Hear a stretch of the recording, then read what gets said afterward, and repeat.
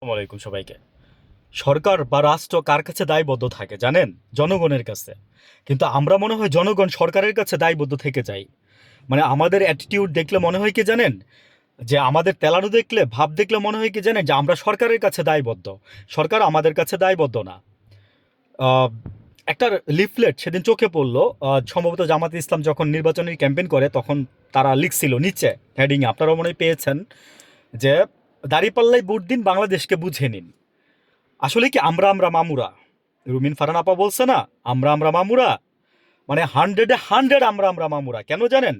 কারণ আগে ছিলেন আপনারা ওই যে অলিগলিতে, আর এখন আপনারা মানে 70টা আসন তো পাইছেন।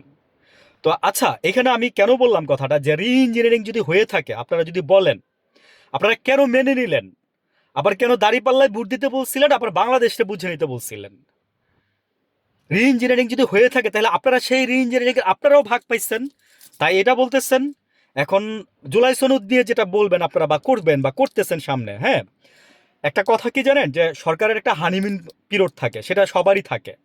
যারা জব করে আসছেন তারা বলতে পারবেন যে একটা হানিমুন পিরিয়ড বলে একটা শব্দ থাকে। হানিমুন পিরিয়ড মানে হানিমুন না, এই 3 মাস সময় আপনাকে কাজ শেখানোর জন্য আপনাকে দেওয়া হয়। আপনি যদি 3 মাস পরে কাজ না জানেন বা পারেন না, কোনো কোনো বেসরকারি কোম্পানি আপনাকে ফায়ার করে দেয়, আর সরকারি কোম্পানিগুলো আপনাকে ট্রান্সফারের পর ট্রান্সফার করতে থাকে যে এখান থেকে ওইখানে যাও, ওইখান থেকে ওইখানে যাও, এখানে এখানে কাজ শিখো। মানে ওরা চাকরিচ্যুত করতে চায় না, বা সরকারি রুলসেও নাই যে বেসরকারি কোম্পানিগুলো চাকরিচ্যুত করবে, তারপরও করে না। মানে তারা অন্য রিজন দেখায় করে। আমার বলতেছি এই কারণে যে আপনারা মানে বললেন জামাতকে ভোট দিতে, তারপরে আপনারা আবার এই যে মনে করেন যে মানে আমরাই মামুরা, হ্যাঁ, তারপরে হচ্ছে ওই যে কয় না চুরে চুরে মামাতো ভাই খালাতো ভাই, একটা কথা আছে না?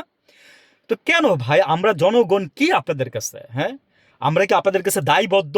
তাই মনে হয় আপনাদের? না, জেনারেশন চেঞ্জ হয়েছে। আমি জামাতকেও আমি ওই যে বদিউর রহমান বলে না, মানে এখন তো নাম ধরে বললে আবার দোষ হবে, তাই না? আমার আবার ওই যে এসে জামাতের লোকজন গালিগালাজ দিবেন, আবার জামাতের বিপক্ষে গেলে বিএনপির, মানে পক্ষে গেলে বিএনপির লোকজন এসে গালিগালাজ দিবেন। যদিও আমার এখানে এগুলো হয় না, কারণ আমি ন্যায়ের পক্ষে কথা বলি, অন্যায়ের বিরুদ্ধে কথা বলি। আমি জাস্ট সেফ খেটে খাওয়া মানুষগুলোর জন্য কথা বলি। আমার 3টা চাওয়া, আমার কোনো চাওয়া নাই। এই 3টা এই 3টার মানে ভাই, একটা দুর্নীতি যদি বন্ধ হয়ে যেত এই দেশ থেকে, ওই যে আমি একটা ভিডিওতে বলছিলাম যে আমাদের উপর দিয়ে, মানে টেবিলের নিচে দিয়ে আমাদের আমরা আমরা আমরা আমরা ফাইল চালাচালি করি, আমরা টেবিলের উপর দিয়ে না।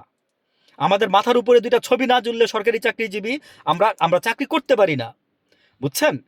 তো এই জন্য আমাদের উন্নতি হয় না। মনে রাখবেন যে আমরা আপনাদের কাছে দায়বদ্ধ না, আপনারা আমাদের কাছে দায়বদ্ধ। ভালো থাকবেন।